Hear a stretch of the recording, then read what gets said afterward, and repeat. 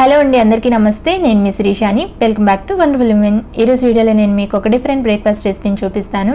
రెగ్యులర్గా తినే టిఫిన్స్ తిని బోర్ కొడితే ఒకసారి ఇలా ట్రై చేయండి. మీ అందరికీ కూడా చాలా బాగా నచ్చుతాయి. చాలా టేస్టీగా ఉంటాయి. చాలా సాఫ్ట్గా మెత్తగా ఉండి ఇంకా తినాలనిపిస్తాయి. అంతేకాకుండా వీటిని చేసుకోవడం కూడా చాలా సింపుల్. మరి వీటిని ఎలా తయారు చేసుకోవాలో ఆ ప్రాసెస్ ఏంటో ఇంకా ఆలస్యం చేయకుండా చూసేద్దామా. మరి ముందుగా వీటిని చేసుకోవాలంటే మెయిన్గా మనం బియ్యం నానబెట్టుకోవాల్సి ఉంటుంది. సో వీటిని చేయడం కోసం నేను ఇక్కడ ఈ గ్లాస్ కొలతగా ఒక గ్లాస్ బియ్యం తీసుకున్నాను. ఇవి 1/2 kg ఉంటాయి. ఇప్పుడు వీటిని ఫస్ట్ శుభ్రంగా కడిగేసిన తర్వాత దీంట్లో వాటర్ పోసుకుని ఒక 5-6 గంటల పాటు బియ్యాన్ని నానబెట్టుకోవాలి. బియ్యం చూడండి ఈ విధంగా చక్కగా నానిపోయిన తర్వాత ఇప్పుడు ఇందులో ఉన్న వాటర్ మొత్తాన్ని పూర్తిగా తీసేసుకుని బియ్యం మాత్రమే ఒక మిక్సీ జార్లోకి తీసుకోండి. ఇప్పుడు ఇందులో ఒక 2 టేబుల్ స్పూన్లు పెరుగు వేసుకోండి. కొద్దిగా పుల్లటిదైతే బాగుంటుంది పెరుగు. తర్వాత ఇందులో ఒక 2 టేబుల్ స్పూన్లు వాటర్ మాత్రమే వేసుకొని వీటిని మెత్తని పేస్ట్ లాగా గ్రైండ్ చేసుకుని తీసుకోవాలి. ఈ విధంగా బాగా మెత్తగా బియ్యాన్ని గ్రైండ్ చేసుకుని తీసుకున్న తర్వాత ఇప్పుడు దీన్నంతా కూడా ఒక వెడల్పాటి మిక్సింగ్ బౌల్లోకి తీసేసుకోండి.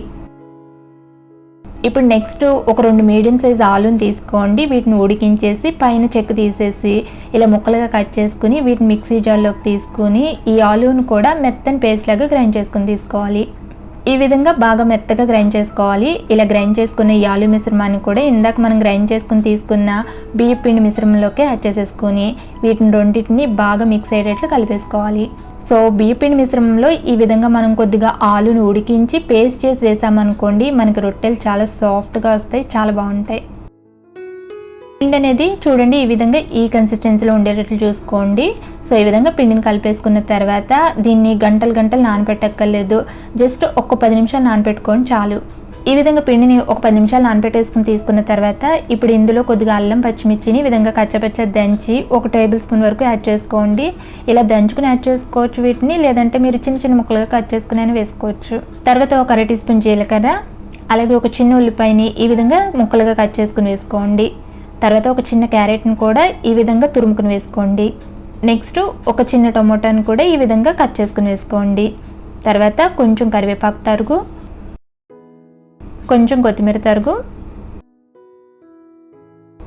రుచికి సరిపడా ఉప్పు కూడా వేసుకుని ఇప్పుడు ఇవన్నీ కూడా పిండిలో మిక్స్ అయ్యేట్లు బాగా కలిపేసుకోండి. పిండిని ఈ విధంగా కలిపేసుకున్న తర్వాత ఇప్పుడు లాస్ట్గా ఇందులో కొద్దిగా వంట సోడా వేసుకుని కలుపుకోండి. ఇది ఆప్షనల్ మాత్రమే. మనం పిండిని ఎక్కువసేపు నానపెట్టలేదు కదా, ఒక 10 నిమిషాలే కదా నానపెట్టింది. కొద్దిగా వంట సోడా వేయడం వల్ల ఏంటంటే ఈ రొట్టెలు ఇంకా చాలా సాఫ్ట్గా వస్తాయి. పిండిని బాగా ఎక్కువగా బీట్ చేస్తూ కలపద్దు, లైట్గా నెమ్మదిగా కలుపుకోవాలి. పిండి అనేది చూడండి ఈ విధంగా ఈ కన్సిస్టెన్సీలో ఉండాలి. సో ఇప్పుడు రొట్టెలు వేసుకోవడానికి స్టవ్ మీద ఇలాంటి ఫ్రైయింగ్ ప్యాన్ ఏదైనా పెట్టుకుని దీన్ని హీట్ చేసుకోండి. పెనం హీట్ అయిన తర్వాత దీని మీద కొద్దిగా ఆయిల్ వేసి గ్రీస్ చేసుకోండి. ఇప్పుడు ఇలా కలిపి పెట్టుకున్న పిండిని ఒకసారి బాగా మిక్స్ చేసి దీంట్లోంచి కొద్దిగా పిండిని తీసుకుని దీని మీద ఈ విధంగా కొంచెం రొట్టెలాగా లావుగా వేసుకోవాలి.